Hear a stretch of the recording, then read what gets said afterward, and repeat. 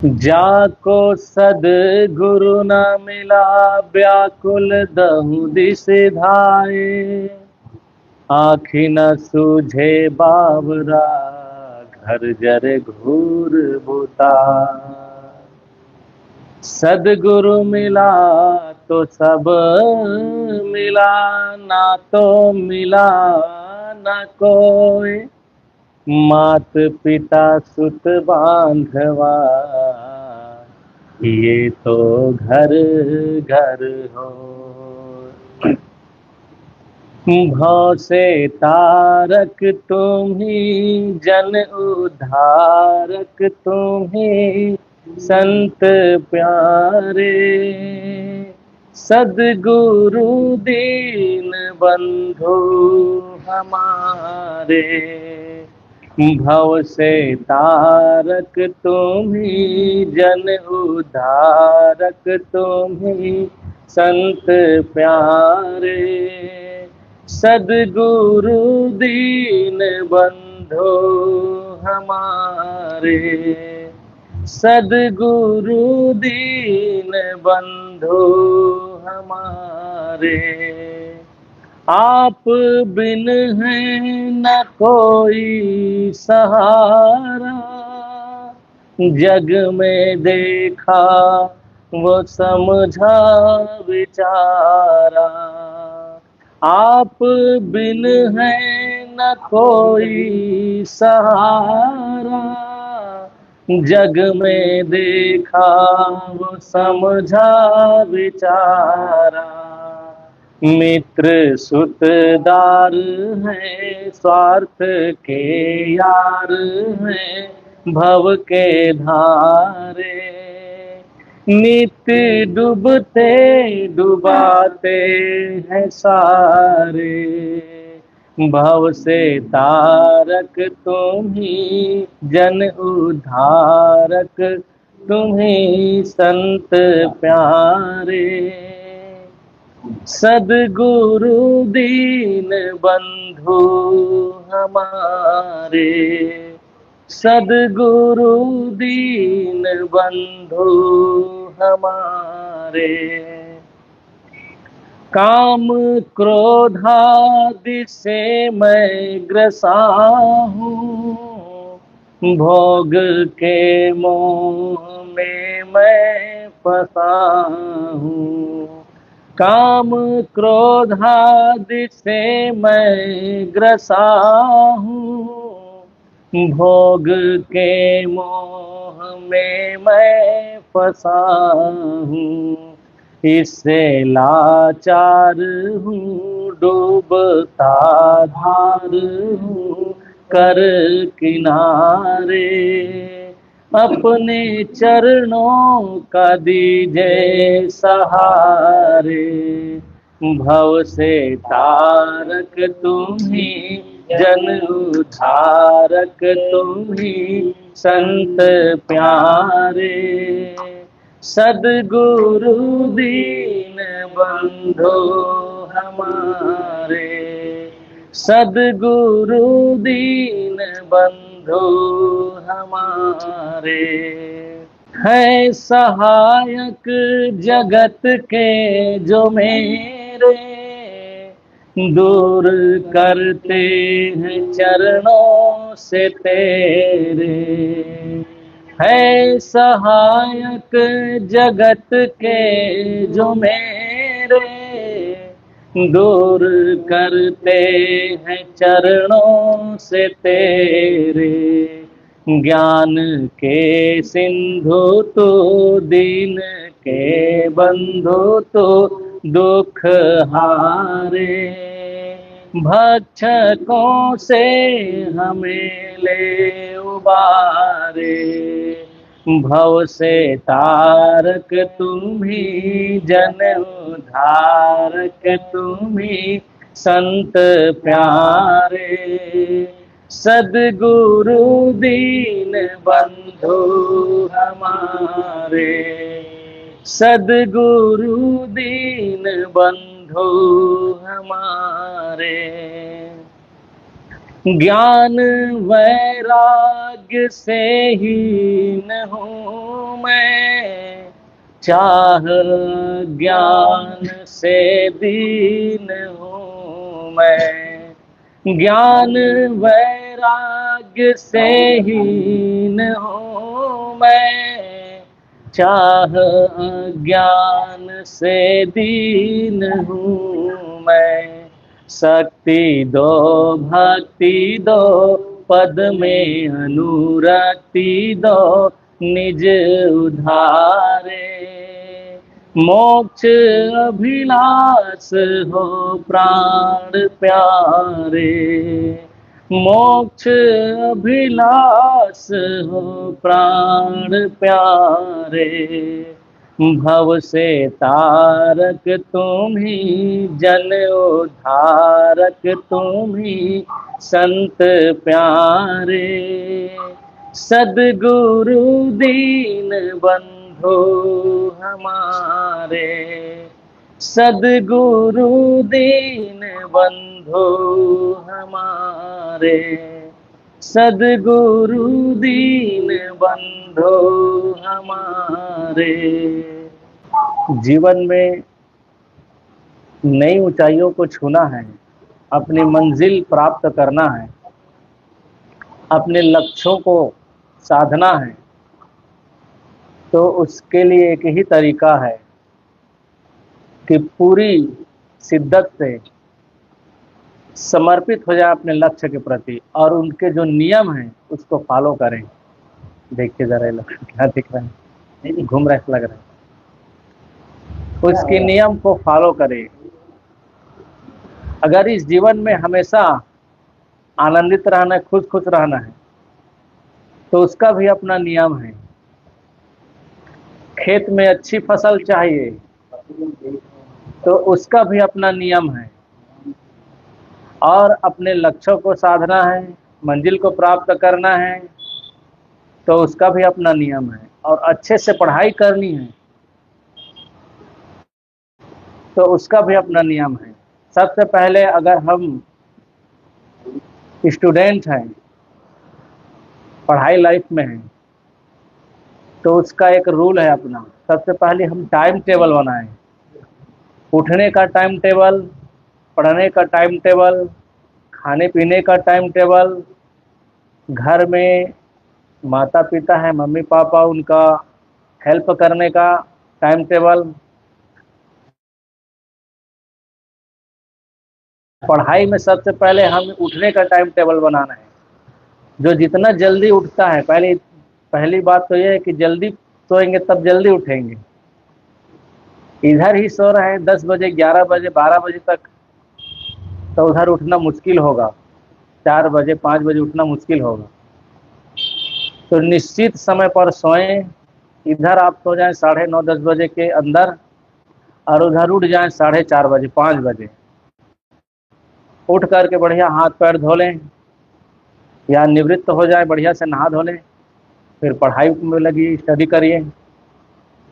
उस समय का जो माहौल है सुबह का, थोड़ा शांति प्रिय होता है, सन्नाटा होता है, नीरवता होती है, एकदम मौन, प्रकृति भी मौन रहती है। और जब कोई आवाज नहीं है, ची पो हल्ला गुल्ला शोर शराबा, उसमें आप पढ़ेंगे पूरी पूरी स्थिरता के साथ, तो पढ़ाई बहुत जल्दी मन लग जाएगा। और जो पढ़ोगे वो अंदर प्रिंट हो जाएगा, छप जाएगा आपके दिल दिमाग में। एक घटना है रायपुर की, छत्तीसगढ़ में रायपुर है और ये राजधानी है छत्तीसगढ़ की। तो रायपुर शहर में 2 भाई बहन, और दोनों का टाइम टेबल पढ़ने का बड़ा अजीब था। इधर रात में पढ़ते थे, सुबह क्या करते थे, सुबह नहा धो लिए, भोजन कर लिए, सो जाते थे। उधर उठे 12 बजे, 12 बजे उठे, फिर नहाने का मन हुआ, नहा धो लिए, खाए पिए, पढ़ने में लग गए। शाम हुआ, आधा घंटा घूम लिए, घूमने के बाद फिर भोजन किए और फिर रात भर पढ़ना। उचित मात्रा में भोजन, थोड़ा नहीं, ठोस के नहीं। थोड़ा भोजन करेंगे तो नींद नहीं आएगी, ज़्यादा भोजन करेंगे तो तुरंत नींद आएगी। क्योंकि भोजन जो है हमें सुलाने का काम करता है। शक्ति तो देता है, ऊर्जा, लेकिन तुरंत हमें तंद्रा लाती है वो। इसलिए भोजन कम मात्रा में करें, ज़्यादा नहीं। और ज़्यादा इधर उधर की चीज़ खाएंगे तो जल्दी नींद आएगी। तो रात भर पढ़ते थे और दिन में इस ढंग से रहते थे। सोते थे 12 बजे तक, फिर उसके बाद 12 बजे उठ करके भोजन करके फिर पढ़ने में जुट जाते थे। शाम में थोड़ा टहल लेते थे, फिर हल्का भोजन करके फिर रात भर पढ़ाई। और वो डॉक्टर बनी। दोनों भाई बहन में जो बहन थी वो डॉक्टर बनी। डॉक्टर बनी तो महीने की तनख्वाह 50,000।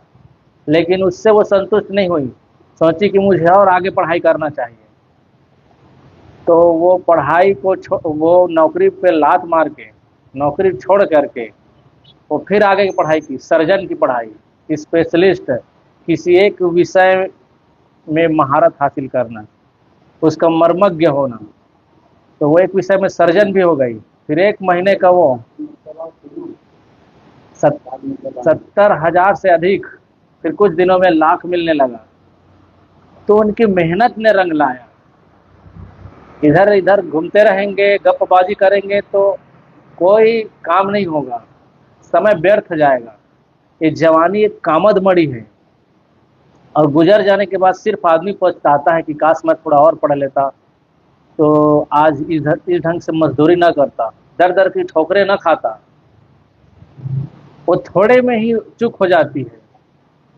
जिंदगी में कभी भी ये टिस न रहे कि जो करना था वो कर नहीं पाया। यही तो दुख है, यही तो पीड़ा है कि जैसा करना चाहिए था कर नहीं पाया। यही रोना रोता है आदमी आगे। तो अभी युवा अवस्था है, बूढ़ा होकर के कोई पढ़ने नहीं जाता। वृद्ध होकर के जाते हैं क्या कोई पढ़ने, स्कूल कॉलेज? कोई नहीं जाता। पढ़ाई का एक समय है स्टडी करने का, और वो समय निकल जाने के बाद हाथ में कुछ नहीं आता। तो ये तो एक जीवन की पढ़ाई है, ये तो पढ़ाई की पढ़ाई है, बाहर की पढ़ाई है। ये पढ़ाई खत्म होने के बाद जीवन की पढ़ाई शुरू होती है। और उस पढ़ाई में लगभग लगभग 99% से अधिक लोग सब फेल हो जाते हैं, 0/0 पाते हैं। क्योंकि जीवन में जो कुछ किए रहते हैं उल्टा पलटा, उसी से मन भर जाता है। अवसाद से, पीड़ा से, चिंता से, दुख से, परेशानी से, कलह से, बैर विरोध से, चंचलता से कहाँ से सुख मिलेगा?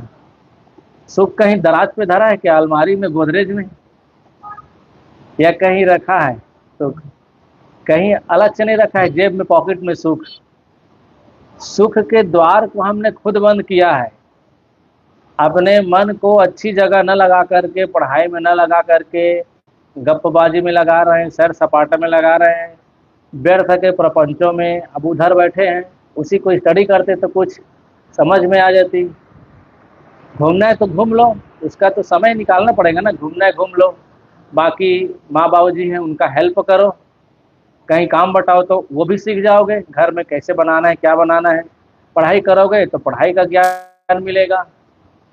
तो जीवन में कुछ क्रिएटिव करना है, रचनात्मक करना है, तो उसके लिए समय तो देना पड़ेगा। और समय सबके पास एक बराबर है, चाहे वो कलेक्टर हो, प्राइम मिनिस्टर हो, या किसान हो, व्यापारी हो, कला कौशल में माहिर हो, कोई भी हो, चाहे वो मजदूर वर्ग हो, पूरा A to Z कोई भी व्यक्ति हो, सबके लिए समय एक बराबर है, 24 घंटे का समय है। अब उस 24 घंटे के समय में आप अपने समय को कहाँ कहाँ खर्च करते हो आपके ऊपर है। अच्छा नहीं करते हो, बस गप्पबाजी में लगे रहते हो, समय को यूं ही खोते रहते हो, बैठ करके, सो करके, घूम फिर करके, हो हल्ला करके, तो कुछ हासिल नहीं होगा। बाद में पछताना होगा, परेशान होना होगा, दिक्कत होने होगी। और माँ बाप जो टोकते हैं वो तो हमें बिल्कुल अच्छा नहीं लगता। आजकल तो पसंद ही नहीं करते हैं, बच्चे बहुत कम होते हैं जो माँ बाप का टोकना, रोकना, समझाना पसंद करते हों, और बड़े अदब लिहाज से उसको सुन करके अमल में लाते हों। बाकी तो थोड़ा सा अगर आधी जुबान भी माँ बाप बोल दे, तुरंत बच्चे डांटने डपटने लगते हैं। दिन भर चिड़चिड़ाती रहती, बोलती रहती हो करके, चाहे मम्मी हो, उनके पापा हो, पिताजी हो, या फिर अन्य पर्सन हो, दादा दादी, नाना नानी, या बुआ हो, मौसी हो, जौन हो, रिश्ते में किसी का रोकना टोकना पसंद नहीं करते हैं बच्चे। और यही जो है, यही गलत होता है। यही जहाँ सुधरने का समय होता है वहाँ वो सुधर नहीं पाते हैं। एक बार की घटना है, माँ बाप, एक ही लड़का था, माँ बाप बहुत टोकते थे उसको। लाइट जल रही है बेवजह और उसको बंद नहीं किए हैं, बाहर घूम रहे हैं, माँ बाप भी उधर हैं, और बेवजह रूम में लाइट जल रही है, तो उसके लिए डांटते थे, लाइट क्यों जल रही है, बंद करो उसको, तो बंद करते थे। पंखा चल रहा है और कोई नहीं है, उसका लुत्फ उठाने वाला बेवजह चल रहा है, तो उसके लिए डांटते थे, पंखा बंद करो, पंखा बंद करते थे। कहीं झाड़ू नहीं लगी है, वैसे कूड़ा करकट पड़ा है और माता पिता अलग से काम कर रहे हैं, तो क्या थोड़ी झाड़ू भी नहीं लगा सकते? और कचड़े डस्टबिन में डाल नहीं सकते? जहां तहां सब पड़े हैं, कचड़े फैला कर रखे हो, तो फिर उसको डस्टबिन में डालते थे। खूब टोका टोकी चलती थी हर बात पे, सफाई से लेकर पहनने ओढ़ने, लिखने पढ़ने, और बिजली पंखा सब के लिए टोकते थे। इसको ठीक ठाक करके रखो, समय पर हर चीज का अनुशासन जरूरी है। तो अनुशासन में रखना चाहते थे और टोका करते थे। लड़का सोचता था कि एक बार नौकरी लगे बस, फिर इन लोगों के साथ नहीं रहूंगा, छोड़ दूंगा इन लोगों को, रोज मेरा दिमाग खाए रहते हैं, रोज टोकते रहते हैं, मेरे दिमाग का दही बड़ा करके रखे हैं। ये सोच करके वो परेशान, एक बार तो नौकरी लग जाए बस, फिर इन लोगों को छोड़ दूंगा, हमेशा के लिए अलग रहूंगा, इन लोगों से साथ में नहीं रहूंगा माँ बाप के। ऐसा वो मन में अंदर ही अंदर ठान लिया था। कुछ समय आया, इंटरव्यू दिलाने गया वो, तो जहाँ बैठा था और लोग आए रहते हैं सब, बहुत से लोग इंटरव्यू के लिए, तो सब बारी बारी से जाते गए, लास्ट टाइम इनकी बारी आई। तो जहाँ बैठे थे जिस रूम में, वहाँ पंखा चल रहा था, लाइट जल रही थी, और जैसी उसकी आदत लगी हुई थी माँ बाप के टोकने की वजह से, तो वो लाइट बंद कर दिया, और पंखा भी चल रहा था उसको भी बंद कर दिया।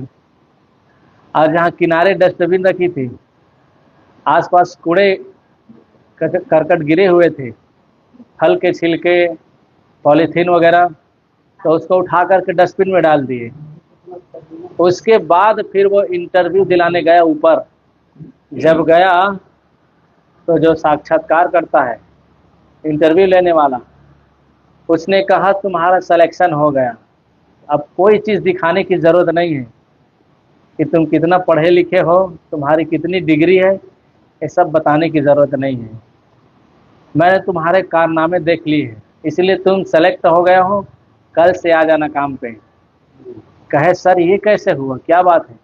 कहे कि मैंने देखा कि जब तुम इंटरव्यू के लिए आ रहे थे, तो जब कोई नहीं थे, तो तुमने कितनी अदब से, लिहाज से और कितनी समझदारी के साथ लाइट बुझा दिए ताकि बेवजह बर्बाद ना हो, अपव्यय ना हो, लाइट बुझा दिए, ऑफ कर दिए, पंखा भी बंद कर दिए, और यहाँ तक तुमने जो कूड़े गिरे थे, कचड़े फैले थे, उसको भी उठा करके डस्टबिन में डाल दिए।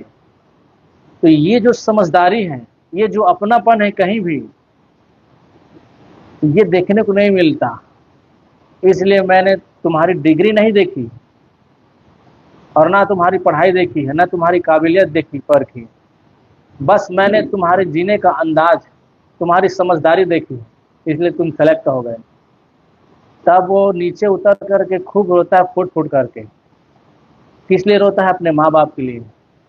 जिस माँ बाप को मैंने छोड़ने के लिए अंदर में संकल्प लिया था, ठान लिया था कि माँ बाप को छोड़ दूंगा नौकरी लगने के बाद, और ये नौकरी मुझे उन्हीं की वजह से मिल रही है, उनके टोकने की वजह से, उनकी रोकने की वजह से, उनके डांटने की वजह से, तो कहीं ना कहीं माँ बाप के डांट में हमारा हित, हमारी सफलता, हमारी खुशी, हमारी प्रसन्नता, ये सब छिपी रहती है। इसको हम देख नहीं पाते हैं। प्रत्यक्ष हमें सामने में तो लगता है माँ बाप डांट रहे हैं, हमारा अच्छा नहीं कर रहे हैं वो करके, लेकिन वो हमारे हित के लिए डांटते हैं। उसके अंदर में प्रेम इतना गाढ़ रहता है कि हमारे वो हित अहित को देख लेते हैं अंतर मन से, और हम देख नहीं पाते। क्यों? क्योंकि हमारे में भी बचपना है, लड़कपना है, वो नहीं समझ पाते हैं। ये जो पढ़ाई लाइफ है बहुत ही खूबसूरत है। इसके जाने के बाद फिर ये लौट के आने वाला नहीं है। तो इसको इतना बेहतरीन ढंग से हम जिए और अपने जो स्टडी है, पढ़ाई है, उसको बढ़िया होके करें, डूब जाए। पूरी दुनिया एक तरफ और अपनी पढ़ाई एक तरफ, फिर देखिए सफलता रखी रुखाई है। सफलता के पाने के बीच में बस छोटा सा संघर्ष है। सफलता बड़ी चीज नहीं है, बड़ी चीज है हमारा संघर्ष, हमारी मेहनत, हमारी काबिलियत। हाँ, तो आप काबिल बने, सफलता झक मार के पीछे आएगी।